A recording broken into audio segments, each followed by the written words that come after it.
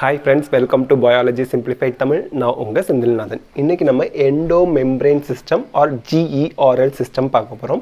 இந்த GERL சிஸ்டத்துக்கு பேர் ஏன் இப்படி வச்சாங்கன்னா G stands for Golgi body, ER stands for endoplasmic reticulum, L stands for lysosome. அதனால தான் இதுக்கு பேர் GERL system அப்படின்னு பேர் வச்சிருக்காங்க. ஸோ இந்த சிஸ்டத்தை நம்ம படிச்சதுக்கு அப்புறம் Golgi body, endoplasmic reticulum, lysosomeோட ஃபங்க்ஷன் நமக்கு கிளியரா தெரியும். இப்போ ஒரு செல் இந்த மாதிரி இருக்கு. இந்த செல்ல ஃபர்ஸ்ட் நம்ம நியூக்ளியர் மெம்பரேன் வரையலாம். நியூக்ளியஸ் வந்து இந்த மாதிரி double membrane bound organelle இல்லையா நியூக்ளியஸ்ங்கிறது nuclear membrane is double membrane. So this is the nucleus வரைஞ்சிருக்கோம். நியூக்ளியோலஸ் இருக்கு, அப்புறம் இங்கே குரோமாட்டின் ரெட்டிகுலம்லாம் இருக்கு. This is the nucleus. நியூக்ளியஸோட அவுட் சைடில் வந்து பார்த்தீங்கன்னா இந்த அவுட்டர் மெம்பரேனோட எக்ஸ்டென்ஷன் தான் நம்ம என்ன சொல்கிறோம், எண்டோபிளாஸ்மிக் ரெட்டிகுலம் அப்படின்னு சொல்கிறோம். ஸோ இங்கே நம்ம வந்து கொஞ்சம் குட்டியாக வரைஞ்சிக்கலாம். This is endoplasmic reticulum. Endoplasmic reticulatoட சர்ஃபேஸில் ரஃப் endoplasmic reticulatoட சர்ஃபேஸில் யார் இருப்பாங்கன்னா ரைபோசோம்ஸ் இருப்பாங்க. இதெல்லாம் ரைபோசோம்ஸ், ரைபோசோம்.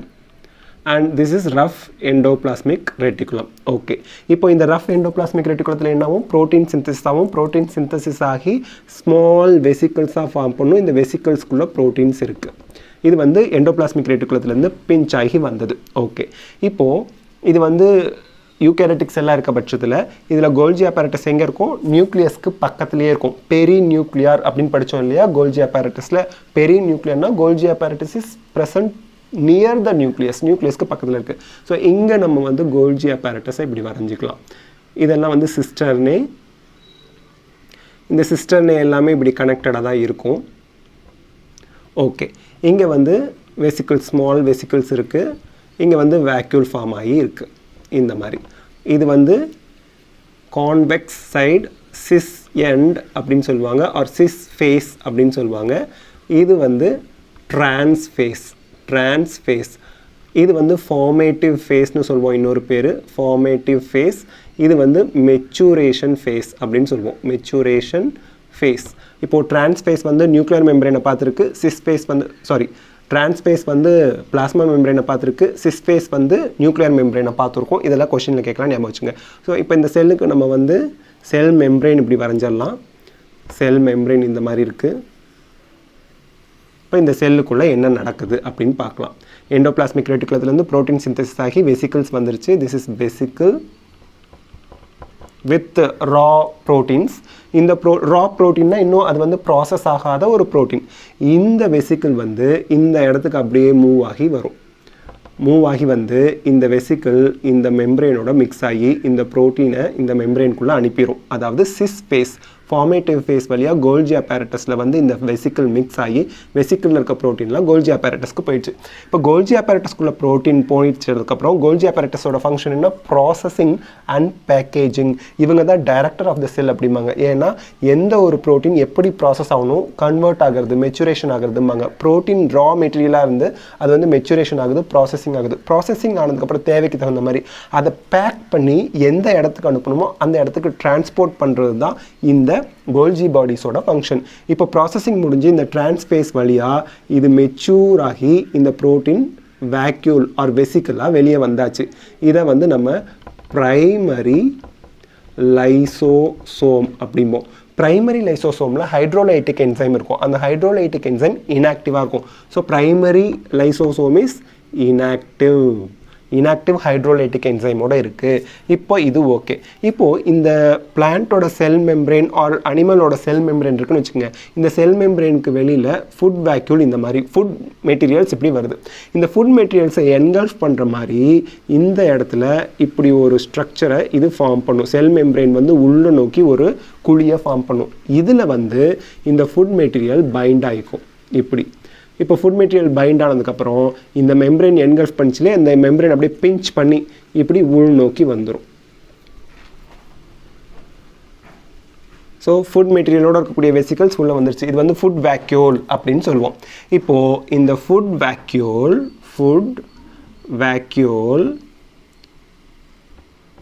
வேக்யூல் இங்கே வந்துருச்சு. இப்போ இந்த பிரைமரி லைசோசோம் இருக்கு இல்லையா, இதுவும் இங்கே வந்துடும்.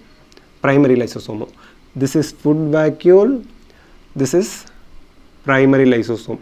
இது ரெண்டும் மிக்ஸ் ஆகுது. இதில் ஹைட்ரோலைட்டிக் என்சைம் இருக்குது, இதில் ஃபுட் பார்ட்டிகிள்ஸ் இருக்குது. இது ரெண்டும் மிக்ஸ் ஆகுது. இப்போ இதை நம்ம செகண்டரி லைசோசோம் அப்படிமோ. இது வந்து ஆக்டிவாக இருக்கக்கூடிய ஹைட்ரோலைட்டிக் என்சைமோடு இருக்கும். அப்போ என்ன ஆகும்? டைஜஷன் ஆஃப் ஃபுட் மெட்டீரியல் நடக்கும். ஃபுட் மெட்டீரியல் டைஜஸ்ட் ஆனதுக்கப்புறம் டைஜஸ்டட் ஃபுட் மெட்டீரியல்லாம் செல்ஸால் அப்சார்ப் பண்ணப்படும். டைஜஸ்டட் ஃபுட் மெட்டீரியல் எல்லாம் அப்சார்ப்டு பை செல் வந்து டைஜஸ்டட் ஃபுட் மெட்டீரியலை அப்சார்ப் பண்ணியாச்சு. இப்போ உள்ளே இருக்கிறது யார் அப்படின்னா அன்டைஜஸ்டட் மெட்டீரியல். இதை வந்து நம்ம ரெசிடுவல் பாடி அப்படின்னு சொல்லுவோம். இப்போது இந்த மெம்ப்ரேனோட இருக்கக்கூடிய ஸ்ட்ரக்சர் இருக்கு இல்லையா, இது வெளியே வரும்.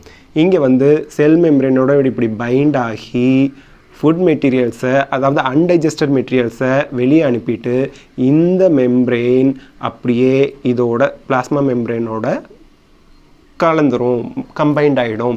இப்போ நல்லா கவனிங்க, திஸ் இஸ் ஜிஆர்எல் சிஸ்டம் அப்படிங்கிறோம்.